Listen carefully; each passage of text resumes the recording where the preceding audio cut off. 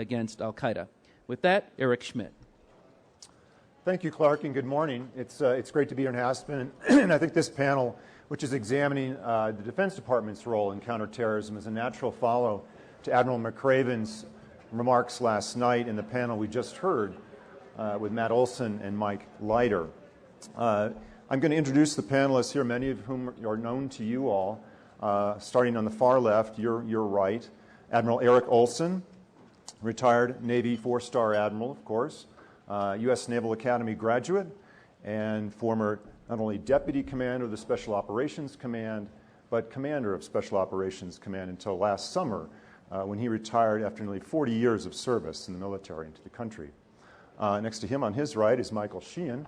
He is the Assistant Secretary of Defense for Special Operations and Low-Intensity Conflict.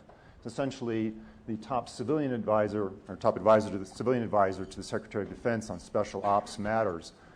Mike is a West Point graduate, former Special Forces officer, who's held a number of positions in counterterrorism organizations over the last 20 years, expert in many ways, including top CT positions at the State Department and the New York City Police Department, before assuming his current job in 2009. And on my immediate left is Paul Stockton, who's the Assistant Secretary of Defense for Homeland Defense and America's Security. It's essentially security issues in the Western Hemisphere. Paul, of course, is a graduate of Dartmouth and has started off in his career on Capitol Hill as a legislative aide to the late Senator Daniel Patrick Moynihan of New York, before moving on to a distinguished career as a national defense and counterterrorism scholar at the Naval Postgraduate School in Monterey and at Stanford University. The way we're going to run this panel is a little bit different. Each of the panelists is going to speak for just a few minutes, kind of outlining some of the high points as they bring to this topic. Then we'll have a discussion for about half an hour or so, and then we'll get to your questions. And with that, I'd like to start with Eric Olson. Thanks, Eric. Good morning, everybody. Let me first say how proud I am to be part of this forum, how happy I am that it's held in Aspen, and how pleased I am to be sharing this panel with two friends and esteemed former colleagues. And I'll say that although I've spent the last 5 years studiously avoiding close contact with Eric Schmitt, I was very happy that to learn that Eric had volunteered to step in to moderate this panel. I also want to say that the key word in the introduction of me was the word former. I am here completely as a private citizen. I don't pretend to represent anybody else's opinion or position on the stage today. I do want to address 3 quick points up front. I think first is that although counterterrorism is not all about Al-Qaeda, it's still mostly about Al-Qaeda. And although I agree absolutely with what Mike Leiter and Matt Olson said in the previous panel, that Al-Qaeda is on the ropes, there may not be as severe a threat of another 9/11-like attack now as we feared as recently as a couple of years ago.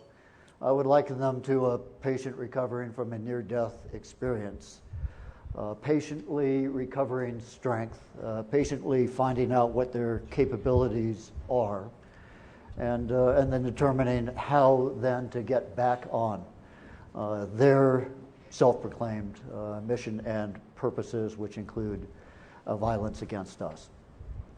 Second, I'll say that in our terminology, we have talked historically about anti-terrorism and counterterrorism. Anti-terrorism being mostly defensive, the infrastructure and the procedures that you put in place to prevent an attack on you.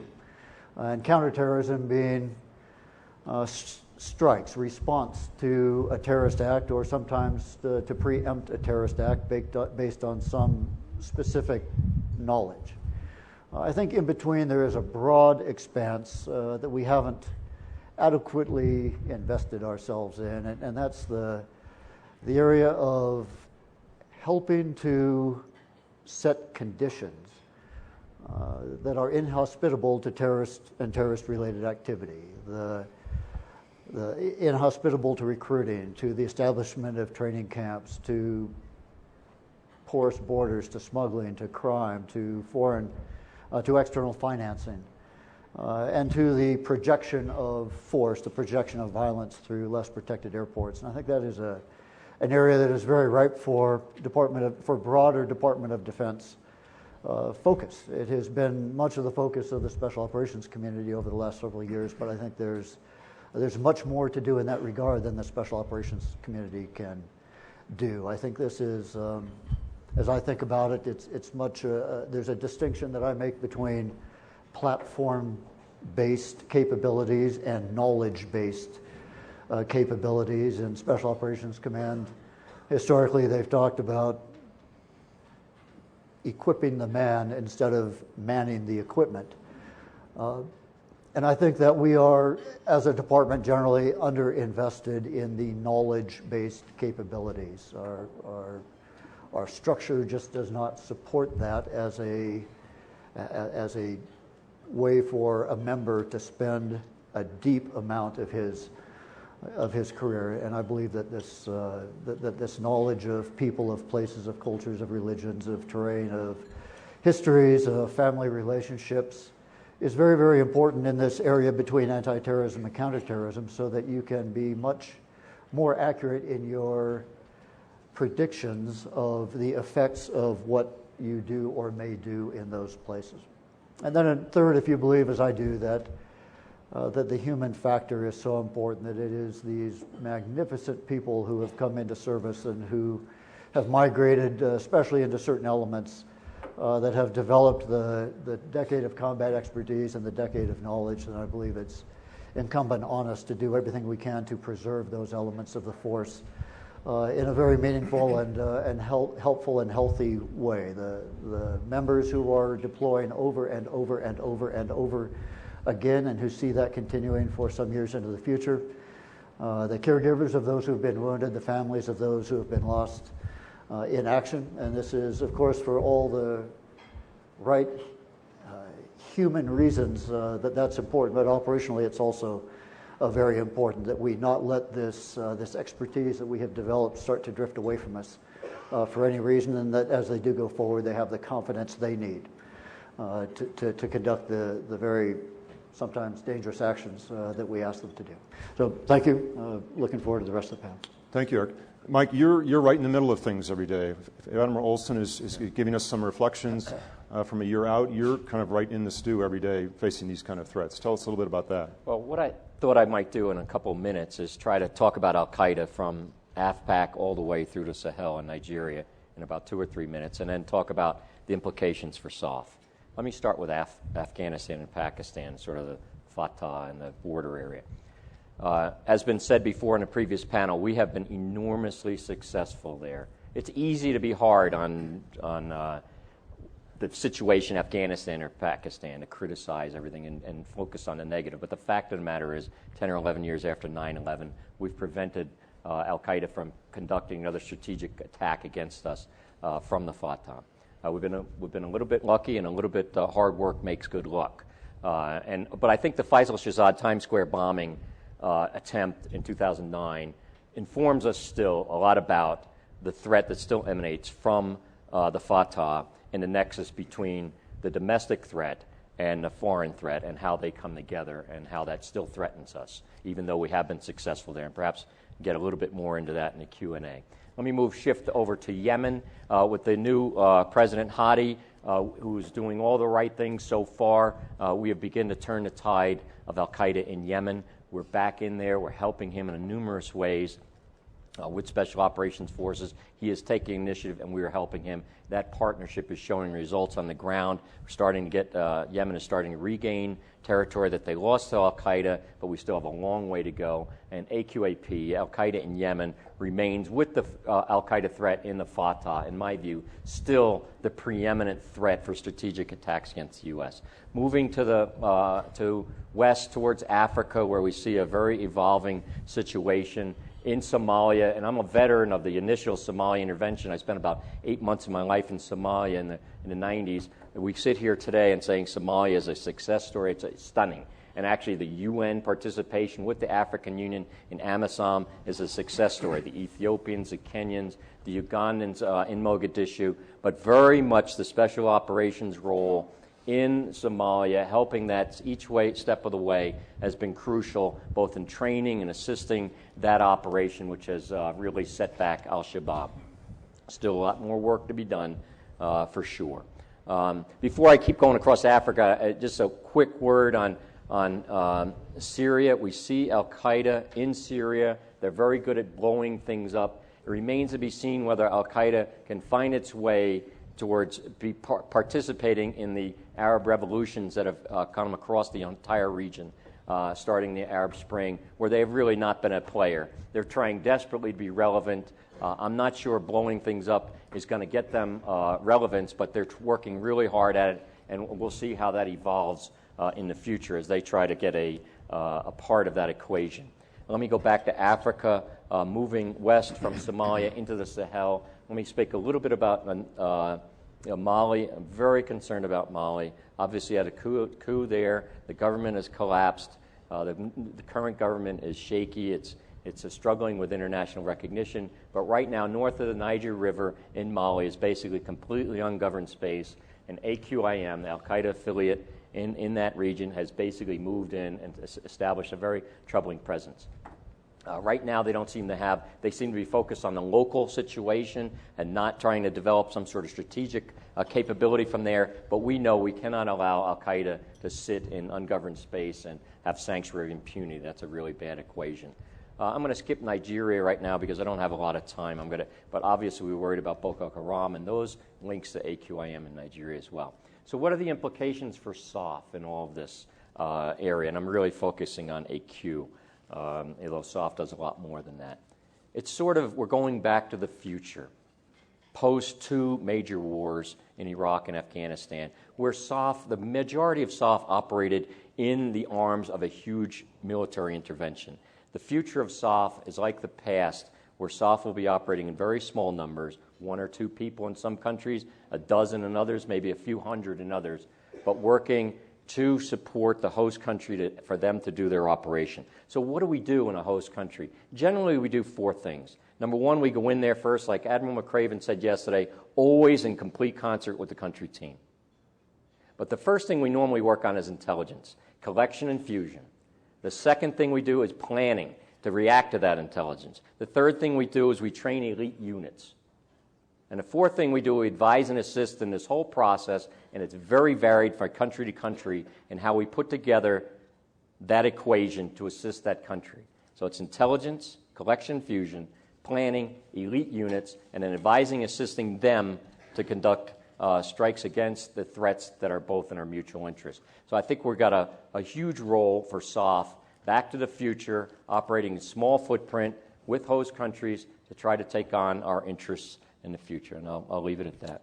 Thanks, Mike. And Mike, as Mike's focus is on the external, looking at the Al-Qaeda threat downrange, Paul, you've got to worry about what happens if they try and reach here into the United States. We heard about the al-Babsiyar plot a little bit, but you've got to worry about critical infrastructure if they try and go after that in DOD, don't you?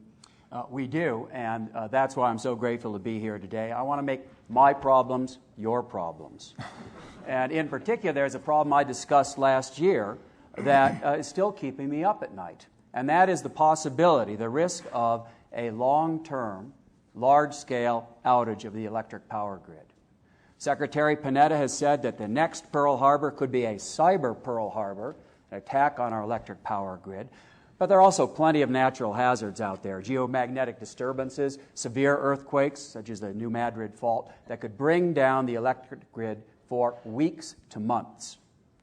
Now, in some respects, in the Department of Defense, we've been making some progress. So last Thursday, Secretary Panetta signed out a new initiative that radically changes the way we're prepared to provide defense support to civil authorities, to provide life-saving and life-sustaining capabilities that FEMA and the Department of Defense and ultimately the President would expect us to provide. We've changed our whole business plan, if you will, on how to provide defense support to civil authorities. There's a second problem that we've hardly made a dent in, and that's what I want to focus in on today. And that is the threat to Department of Defense mission assurance. The Department of Defense depends on U.S. facilities and infrastructures in order to be able to operate abroad. And to make those operations function, we depend on the electric grid and all of the other critical infrastructure that needs electrons to function. Our adversaries, state and non-state, are not stupid. They're clever and adaptive. So rather than taking us on the pointy end of the spear, our fully deployed forces abroad ready to fight the war, there is a risk that they'll adopt a profoundly asymmetric strategy, reach around and attack us here at home, the critical infrastructure that is not owned by the Department of Defense, that has the authority of DHS and the Department of Energy to help build resilience in that those critical infrastructure sectors, but on which the Department of Defense is profoundly dependent. Now, a couple months ago, we adopted the first ever Department of Defense mission assurance strategy.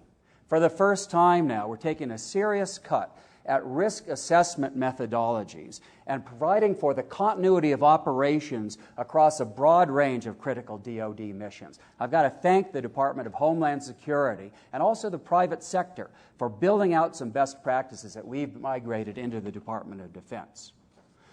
We're taking care of business inside of the Department of Defense. But folks, that is not enough. We need industry to step up to the plate. Two respects. First of all, continue to strengthen your own plans for continuity of operations. If you imagine, for example, that after the first few days of a large-scale power grid outage, you're going to be able to call up your fuel provider for your backup generators, folks, that line is going to be busy. Get serious about the incredible mismatch between the availability of fuel for backup generators and the overwhelming demand in a long-term outage. Do better risk analysis and COOP planning, understanding the cascading failure of critical infrastructure. And with DHS in the lead and us in support, we'll be there for you to work through this. Second thing, let's develop some innovative partnerships that work for the private sector, but that also help us assure that DOD can execute its core missions. Because we're never going to be able to regulate our way out of this problem. And I don't have any money to give to the power grid to build resilience against these new threat vectors. So it has to be done on a voluntary basis.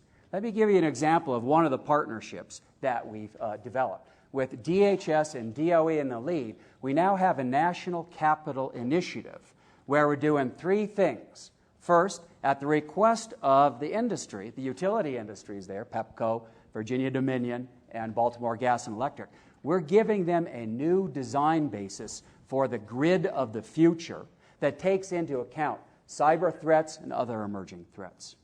Secondly, we're helping them do this critical analysis. Look at single failure modes. Look at interdependencies with a new level of sophistication so we can ensure that from a national perspective, we can execute our core security function in the national capital region.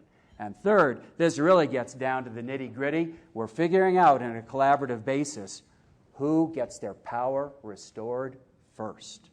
And you can imagine how difficult that discussion is, but we're partnering together to have it so we can prioritize the execution of national security functions amidst all the other demands for power that Pepco, PG&E, and Dominion Virginia would face. So that's just one example of the innovative partnerships that I think we need to build out. I'm asking all of you for help, all of you in industry, along with, of course, DHS and DOE, to help us build these partnerships.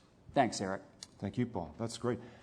So you've raised the specter of what happens if the outside threat, be it Al-Qaeda or some other terrorist organization, were to go after the critical infrastructure. Eric, I wanted to see if you could pick up from here to kind of talk about, as you left last year and as you look back now, how that threat is playing out in the field, and as the soft mission was changing, as Mike described, as the military is moving from the big war, closing down in Iraq, reducing the forces in Afghanistan, going to that smaller model. How do you tackle that kind of threat that could reach into the homeland if it so aims to? Thanks for making it clear that I'm not going to be the one tackling that threat. But first, let me just add a little nuance to what Michael Sheehan said before, so that I know this is a very sophisticated audience, but for the few of you who may not understand the complexities of the intelligence community, And as Admiral McRaven said last night, Special Operations Forces are in 78 countries yesterday that aren't Afghanistan. Special Operations Command is not a member of the intelligence community. It has no authorities to collect national-level intelligence. It does intelligence-related activities for their own purposes, for their own force protection, and to provide for their own mission needs. But as Michael said, they're doing an intelligence collection and fusion. I think it's very important that all of these great people, men and women who are out in these 78 countries, not be assumed to be intelligence agents of any kind. They are simply that is simply not what they are doing. And then back to Eric's question. I think that Special Operations Forces don't do national intelligence overseas, and they have a very, very, very limited domestic role, but they do play the away game in many ways for the Department of Defense, and so they are trying to understand deeply what these threats are against us in very nuanced ways, the non-traditional ways, war around the edges, you might say, the terrorist threats, the cyber threats, the other kinds of threats, the blocking of natural resources, those sorts of things in which one nation or subnation or independent actor can affect another. And I think particularly in the realm of cyber is where we ought to be very focused. I personally am much less concerned about the probability of a massive armed strike in the United States. I'm much more concerned about the really the creeping erosion of our own cyber confidence based on cyber sleepers, cyber scouts, and those kinds of preparations for future for current activity, including large theft of intellectual property occurring every day in the United States, but also for the potential massive attack. And Special Operations Forces are, I won't say as interested because I don't just want to make a comparison, but I will say they are very interested in that aspect of Homeland Security as well as the military strikes. Mm-hmm. Mike, how much of cyber ends up in your basket as you're looking at these kind of threats? Well, everyone's talking about cyber now. There's no question about it, and rightly so. But the good news is that cyber is harder to do than a lot of people prescribe it to be. If it was easy to do, a lot of organizations like Lebanese Hezbollah, or even countries like Iran that aren't actively involved in terrorist activity around the world might think about using cyber. And people, there are governments that have used cyber. And I don't. Again, I'm uncomfortable. I'm not sure where the security realms are, but and what governments do, what some of these more sophisticated, and they're sophisticated governments, by the way, large governments, and what I worry about is them using surrogates to use cyber, so they have deniability, and I guess Russia is the key concern there, that their ability to use surrogates to attack countries with cyber. So I think this is a huge area of concern. There have been case studies done of the use of cyber, but it is harder to do than a lot of people think. You just can't, a couple cyber hackers, terrorists sitting somewhere are going to have a hard time taking down our national grid. If it was that easy, they would have done it already. Mm-hmm. So it's not that easy, but it's something that we have to prepare ourselves for. And basically what SOF has to do is be prepared to take on the full range of threats to the U.S. security and be agile enough to work to take them down, whether unilaterally if the president decides to make that choice, or more likely working with our partners. Again, it's about that partnership to eliminate the ability of governments or surrogates to use that weapon against us. Mm-hmm.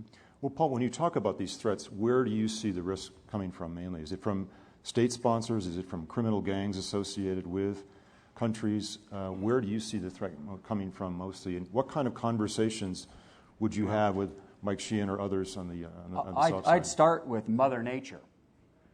Again, a Carrington event recurring or a recurrence of the 1812 fault along the New Madrid Fault along the Mississippi River that caused the Mississippi River to flow north. A recurrence of that event, the Department of Energy has assessed, would create a power outage for weeks to months across a multi-state area, rolling blackouts in the East cold, Chicago cold and dark, or hot as heck and dark, right? So let's start with Mother Nature. Let's expand this discussion to electromagnetic pulse. There are all kinds of threat vectors out there in addition to cyber. Makes me all the more interested in building these kinds of partnerships. We need an all-hazards approach that takes into account that prevention against some threats cannot work. I mean, especially for me. I'm a lapsed Unitarian. So for me to pray that there's not a recurrence of the New Madrid Fault, I'm not getting much traction. I'll leave it to those of you maybe to make progress on that. There's only so much that can be done on the prevention side. We should do everything we can, but building resilience is also a critical component of that effort. Mm-hmm. I want to come back to something Mike Sheehan said about Afghanistan, because I know you're doing a lot of planning there as the drawdown continues, as we look into further reductions next year. And what kind of role the remaining U.S. forces will play both between now and 2014. Admiral McCraven suggested there would be some follow-on force that remains there, perhaps a counterterrorism force with some trainers. Talk, if you can, describe the kind of planning you're thinking about and the threat that you worry about, frankly, as the bulk of that force draws down and we look at a kind of a post-2014 scenario in Afghanistan and DOD's role there. Well, clearly, from a strategic point of view, our principal concern about Afghanistan is, as it's been since well prior to 9/11, will it become a sanctuary of impunity where Al-Qaeda could take strategic attacks against the United States? And obviously, we have dramatically diminished that capacity starting about November of 2001 and continued that till now. So that will always remain our focus, preventing that type of sanctuary from beginning again. But right now, what we're trying to do in Afghanistan, what General Allen is very focused on and having a good deal of success, particularly in the last year, is transferring the security equation fully to the Afghans, as it appropriately should be. And right now, you can see that happening in different parts of the country. You can see it as in the casualties right now, where right now the Afghan casualties are much higher than U.S. U.S. is going down, the Afghans are going up as they step forward. And that's really the challenge right now for all of the U.S. military and special operations particularly. Push the Afghans out in front, put our hand to their back, and instead of side by side, they're out in front, and that's what we need to do over the next few years to get them ready for the next transition. And I think we're making some good progress. And a lot of problems, you could see on the Wall Street Journal yesterday, there's lots of issues in Afghanistan. There will be lots of issues in the next 2 years, but the progress is steady, and turn it over to Afghans. But we will remain focused on whether Al-Qaeda, whether be able to regain that sanctuary and remain laser focused on that issue. Well, and speaking of the sanctuary in Pakistan, obviously that remains a focus and will be no doubt a subject for the panel later today. But Eric, when you were head of this SOCOM, you spent a lot of time helping to develop the SF relationship, the trainers that could go in and work with the Pakistanis to help build up their capability. Now, unfortunately, there are no trainers, or if there are very few remainder after last year in the series of setbacks there. As you kind of look back on that, do you think the effort that you helped to build there with obviously people like Mike Lefevre and others on the ground, has that had an enduring effect, do you think, on the Pakistani military as they look at the threat in the Fatah? Or without that continuing presence, small as it may be, of a limited number of SF guys, will that capability eventually kind of fade away? I won't predict whether or not it'll fade away, but I think it had real impact, and I hope it is an enduring impact. I think that as we, the nation, addressed the issues in eastern Afghanistan from Afghanistan, it was also important to address them from Pakistan and to help the Pakistanis do that. It was a very important effort, and it had real and meaningful operational impact as the Pakistanis began to conduct operations within Pakistan to real effect.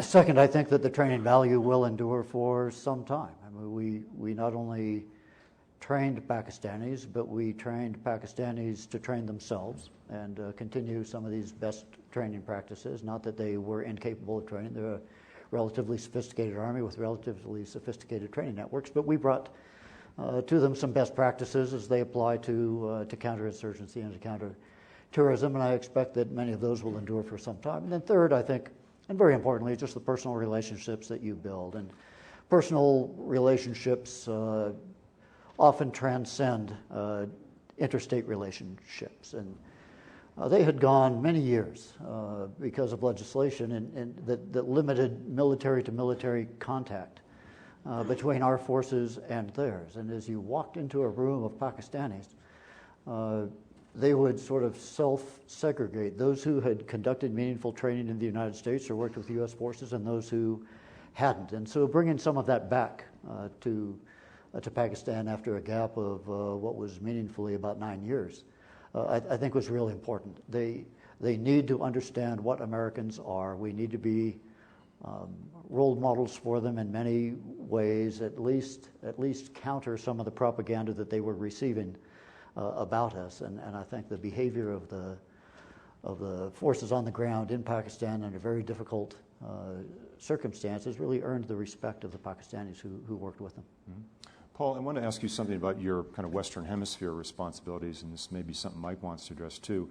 The New York Times in the last several weeks has written some stories looking at the stepped-up counter-narcotics effort in places like Honduras there, and how with some assist from I think the military in providing helicopters and things like that.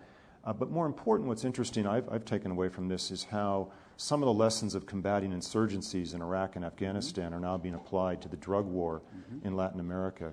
If you talk a little bit about that and how that's kind of unfolding. And Mike, I don't know how much you're involved in that from your stand. We can maybe talk about that after. I'd like to address that, but let me, Mike, suggest that you go first, because counter-narcotics is your portfolio. We're the closest of partners as we deal with the Western Hemisphere, and then I'll have my own gloss on this, of course. Well, right now, as you all know, Mexico, of course, is a great country and a great partner of the United States, and is suffering dramatically from the narcotics industry that's in their country. And so our first key partner in counter-narcotics is Mexico. However, DOD has a limited role in Mexico for a variety of reasons, but we try to help them where we can. And it's primarily a State Department-led initiative to try to work with the Mexicans to see what we can do together to tackle this threat. One of the more interesting emerging threats that we have is in Central America. Generally there you have weak states that now, again, with this tremendous infusion of narcotics money, further undermines the weakness of those states. So we'll be looking at trying to work with the Central American states to strengthen their capacity to take on this terrible threat. Colombia serves as a role model, as a model for how things can be done when two countries partner together with a serious intent to take on narcotics syndicates and work together on a variety of fronts to try to diminish that threat. But even in Colombia, the success story, the narcotics industry there is still incredibly strong. So it's a really difficult long-term battle where you at least try to prevent a narco state from emerging from such power of these syndicates. So I think we're going to see a greater emphasis in Central America as the narcotics industry has taken advantage of that area and they're operating there. And are there lessons that the military has learned from fighting counterinsurgencies in Iraq and Afghanistan that are being applied in these drug wars? Are there parallels? Well, I think there are some in that, again, it's about partnering with the country, gaining agreement on where we can work together, and sharing information, getting a picture of what the threat is, and then working together, training units, providing equipment to go after that threat. And so in many ways, the toolkit comes out of the insurgency experience. Hey, Paul? Secretary Panetta has an initiative now that's built around the argument that the United States cannot and should not be the only contributor to building partner capacity of those nations in Central America and elsewhere that are really bearing the brunt of the counter-narcotics challenge. So I just completed the 223rd meeting of the Permanent Joint Board of Defense with Canada. It's the premier U.S.-Canada defense dialogue. And fellows, there was a matrix of our collaborative efforts to build capacity in Belize, Honduras, that other nations that explicitly said who's doing what, that looks like the horse blanket, right? That level of detail. It's not only partnering with Canada, it's getting Colombia to step up to the plate. Colombia today is training helicopters in Mexico with terrific effectiveness. Chile, other nations in the region are stepping up to the plate in total partnership and coordination with the United States so that we take advantage of their ability to become security exporters in the Western Hemisphere. That's the pivot that's happened. Colombia is not only a recipient of U.S. assistance, now it's assisting nations across the hemisphere to deal with our shared challenges. I wanted, before we go to the questions from the audience, I wanted to pose a question to all three of the panelists. In talking about, from Admiral Craven's talk last night and some of the discussion we had earlier today with Matt Olson and Mike Leiter, just the success that Special Operations Forces have achieved over the last decade. And obviously these have been well documented, and we joked a little bit about the raid last night on bin Laden, what we can and can't say about it. But I'm wondering, is there, to play devil's advocate for just a moment, is there a downside or a danger that the success that SOF has will make them want to be the tool that the president or the country reaches to every time for the hard problems? We've talked more and more about the interagency being built up and being developed, and yet the military remains the most well-resourced department in the government, SOF, through its achievements. I'm just wondering if we're reflecting back on, starting with Eric, a little bit about, is there any danger in that, in your success, and make sure you keep that SOF mission in mind as part of one tool, as part of this overall effort, combining terrorism? I think that's a real danger. I think that they've come to be thought of as utility infielders, sometimes utility infielders with guns, and that they may be asked to solve problems that aren't necessarily special operations problems to solve, because they've proven effective across a broad what would be an spectrum example of that? Of operations. Serving as a protective security detail for an important political figure in another country. Actually did that a bit in Afghanistan and in Iraq. Not special operations missions, but special operations forces were asked to do it because it came up quickly. They needed somebody who they could count on to do that with some effectiveness, and special operations got the mission. Often these come with a promise that you'll be out in 90 days, and then 3 years later, still looking for someone to come up and take that handoff. And so I think there's real danger of that. But I think you said, sort of the president's tool. I don't think it's really that. I think it is the real issue is that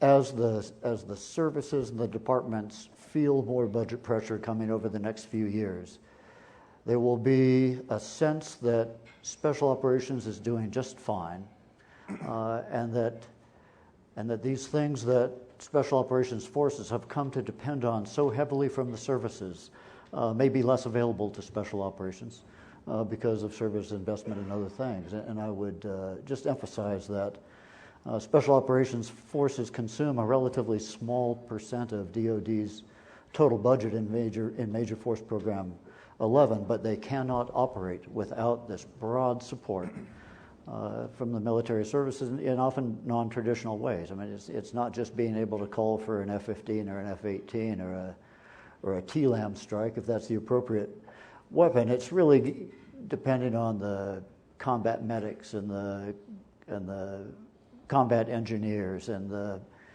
force protection forces and intelligence analysts and all of that who have become just essential contributors to special operations success. Mike, you talked about how the SOF's almost going back to the future now as you look at trying to enable and support with indigenous forces with capability, whether it be training or logistics or whatever.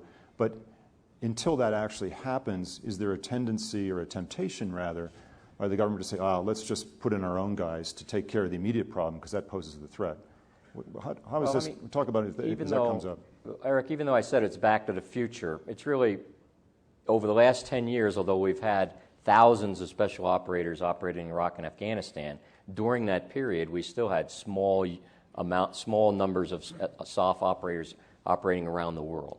So it's actually, we didn't ever go away from that. It's just the emphasis, the emphasis on those two large theaters. So I think SOF has always played a role in these smaller environments, and a very critical role. But I think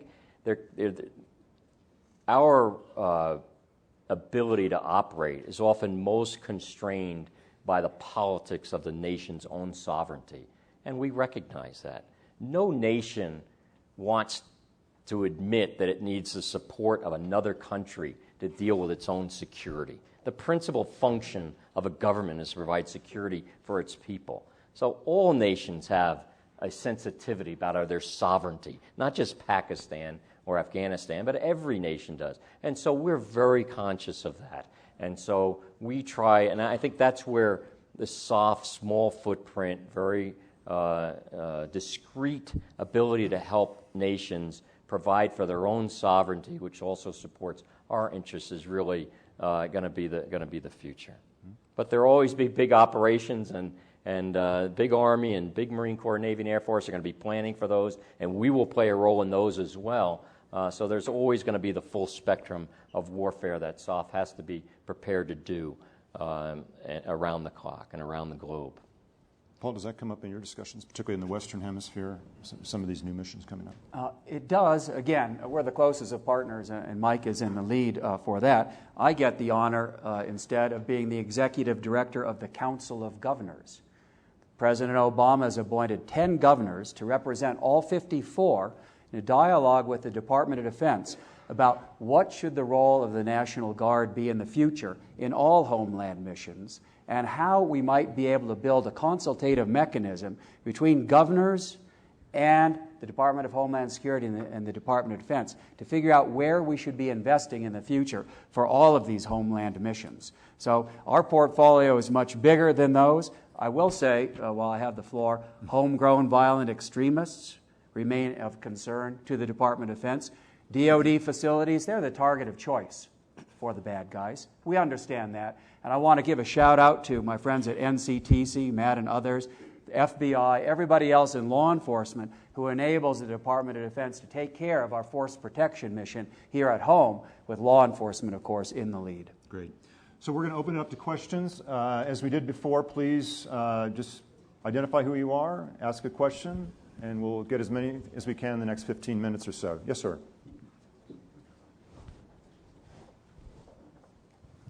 Stuart Bernstein, can we get an up-to-date definition of Al-Qaeda and how they compare to 9/11 as they are today, and is their mission any different?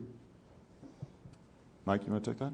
Yeah, Al-Qaeda is a movement that really started, in my view, with Ramzi Yousef's attacks against the World Trade Center in 1993. He was really, before even Al-Qaeda existed, he started to understand that what made this different was attacking Western interests directly. Bin Laden developed that in his Fatahs in 96 and 98 and some of his television interviews. And so Al-Qaeda has become the vanguard for a very radical, extreme element of political Islam, that ideology continues to evolve over the last 20 years, and in my view, will continue to evolve over the next 20. It is a very compelling narrative for a small group of people that see the use of violence as a vanguard for this change of political equation in the Islamic world. Their primary goal is to push the U.S. out of the Islamic world. Their secondary goals are then to get governments that will then adapt to Sharia law and to bring. I don't like to use the word the caliphate, because I think that's something that they recognize as a much longer-term goal. Their very principal focus right now is to attack the U.S. and West, to get them out of their countries, and then to work on those what they consider apostate regimes. That's what they're all about. They have a very broad international network that shares that narrative, and in many places around the world, they are dedicated to using violence to promote it. That's what they're all about, and they'll continue to be about that for a long, long time. How effective they'll be, that remains to be seen. Their peak was between 1998 and September 11th, 3 strategic attacks against the U.S. in 37 months. They've struggled since then in terms of their strategic capability, but we see them morphing and operating in ungoverned space around the globe, and they will remain a threat, primarily regional threat, but also secondarily a somewhat of a threat to strategic interests of the United States if they're able to regain that capacity. Great, thank you. Yes, right here. Woman, yes. Raleigh Flynn. Very little has been said this morning about Asia, which surprises me given the pivot. Can you comment on what you see as trends in counterterrorism and security in Asia that DOD will be focusing on? I'll take a crack at it. I think, fortunately for Asia, terrorism has not been a major problem, although we have worked in the Philippines in a major way, crushed the Abu Sayyaf group and other Al-Qaeda affiliates in the Philippines. Indonesia, which many people, including I, thought would be a major problem after 9/11, with the Bali attacks and a tremendous Al-Qaeda emphasis on Indonesia. The Indonesians have also been successful in smashing Al-Qaeda affiliates in Indonesia. So in Asia, Al-Qaeda had a lot of difficulty expanding into Asia. I think Asia, obviously, the major issue is how we deal with China, and that's terrorism is not high on the agenda there. It's a much broader agenda, and I think the principal foreign policy challenge for the United States of this century will be how we manage the relationship with China, and I'm actually pretty optimistic about it. Yes, sir. Thank you. Tony Placido with Booz Allen Hamilton. We've heard a good deal this morning in both panels about interagency cooperation, and I think Mr. Stockton this morning discussed the alignment of missions and authorities. So my question to the panel is, as we see this looming debt crisis and financial pressure on all the agencies, do you see that as a factor with interagency coordination and cooperation? And if so, what could and should be done to mitigate that and ensure that the progress that we've made can be sustained over time? I'll take that one on initially. The budgetary pressures that we're under now compel us to dig even deeper into opportunities for mutual support. For all the issues we've been talking about today, the Department of Defense is in support of lead federal agencies, FEMA, DHS, Justice Department. And as we look to support, we need to find ways of doing that more efficiently and more effectively while still being able to execute DOD's core missions. I think we made a lot of progress in the last few years, but I have to say, in the previous administration, enormous progress was made too. Now we need to look at the changing evolution of the threat, new opportunities for collaboration to strengthen the efficiency and effectiveness of the way that we provide defense support to civil authorities. Yes, sir. Richard All. If Secretary Fernandez says that the next Pearl Harbor is the electrical net destruction, what would has the DOD had any proposals or documents instructing corporations as to what their role should be, more precisely? And also, what about the citizen? What should the citizen do, the public? Well, again, DHS and the Department of Energy have the lead for these issues, but I'll tell you what we're doing inside of the Department of Defense. When the first Pearl Harbor happened, as you know, the Department of Defense didn't exist at that time, but certainly the Department of the Navy had a plan to fall in on for what to do after Pearl Harbor. It was called Plan Orange. It was developed and exercised for many, many years against the possibility that Japan would attack Pearl Harbor. We need an equivalent plan of Plan Orange now. But it can't be something that's done only inside the Department of Defense. It needs to be done with our other federal agencies. It needs to be worked with states and localities. And above all, I said, with the private sector. So in the response realm, we're beginning to make progress. General Alexander is here to talk about the prevention side, Secretary Lute, others who have responsibility in that realm. I think together we're going to be able to make terrific progress in time for next year's meeting here in Aspen. Kim? Kim Dozier with the AP. Secretary Sheehan, you mentioned that Al-Qaeda is in the ungoverned spaces of Mali, and that can't be allowed to continue. Is that a situation that calls for direct action, or something like Somalia, where you aid the countries around to strengthen their forces, or Yemen, where you work with the local forces, but in Mali you have a bunch of coup leaders? Second question is just to all of you. With the wars in Iraq and Afghanistan winding down, you are losing a lot of your interagency fusion centers in the field. You're also losing this day-to-day operation where people are working together on a shared goal. People are going to come back to D.C. and presumably go back to their rice bowls. How do you keep those personal relationships going that keep some of the food fights from happening? Let's see, Mike, can you tackle Mali, and maybe Eric, can you tackle the second one?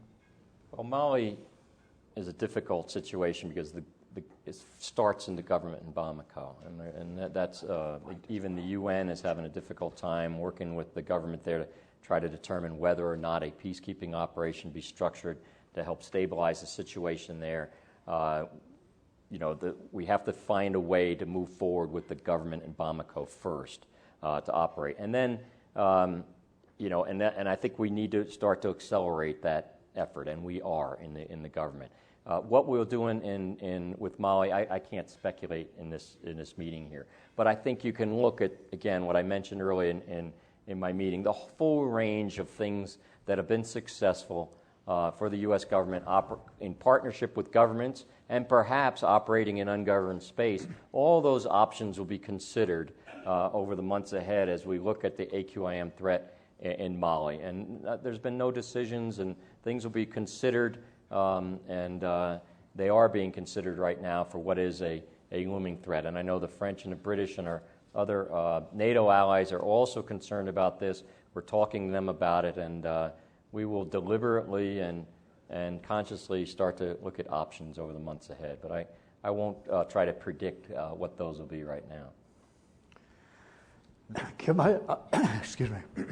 I think that we are over the hump with respect to interagency interaction. I think we struggled for some years to make this a really comfortable relationship, but I think we're there. It began in the field with junior operators and operatives working against point problems, and then drifted as it necessarily must, back into the headquarters so that those relationships in the headquarters developed powerfully as well. Special Operations Command was in the lead on that. They were authorized by the chairman of the Joint Chiefs of Staff several years ago to be the vanguard of DOD into the interagency environment and begin a robust exchange of people, a robust exchange of information. And now this is more than 10 years old.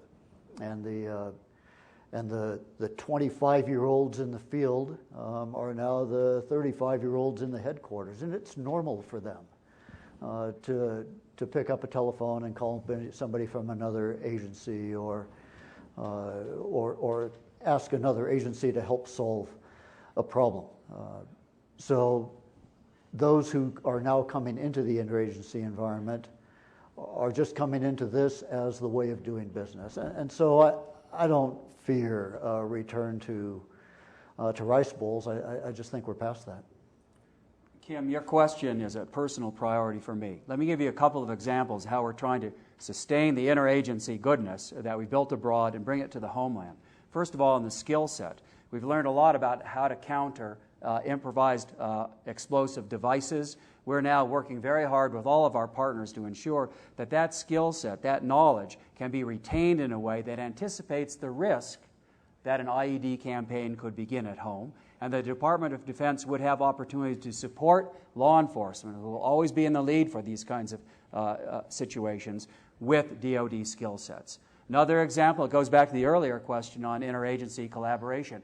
Right now, we've already, in this fiscal year, sent over $500 million worth of equipment coming back from Iraq and Afghanistan to state and local law enforcement. That helps enable them to meet their law enforcement challenges at a time of enormous budget scarcity, not only in the federal government, but of course in states and localities. So let's take this as an opportunity and not only as a problem to deal with. I think we've got time for kind of a lightning round again. There was a question way in the back. I don't know if it still is there or not. Yeah, right there. We'll do that one. Go ahead. Gentlemen, I realize that you can't speak directly about Osama bin Laden, but with a hypothetical high-value target X, no, seriously, how is the decision made that the target should be eliminated versus keeping the target alive for the purpose of long-term intelligence gathering? And how much do politics play a role in that sort of decision process? Okay, that's one question. Anybody else? Right here. Richard? Richard Barrett from the United Nations. Mike Sheehan mentioned in particular the gains that have been made against Al-Qaeda in places like Yemen and Somalia.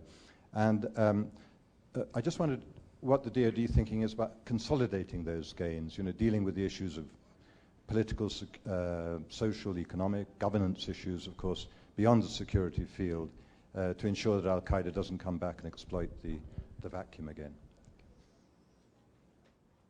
Mike, you want to take the second one? And well, we'll in Somalia, flip for the first Somalia one. has been in a situation of complete ungovernance for, 30 years now? I don't have any, and I've said I've spent a lot of time there. I don't have any hope that that's going to be resolved anytime soon.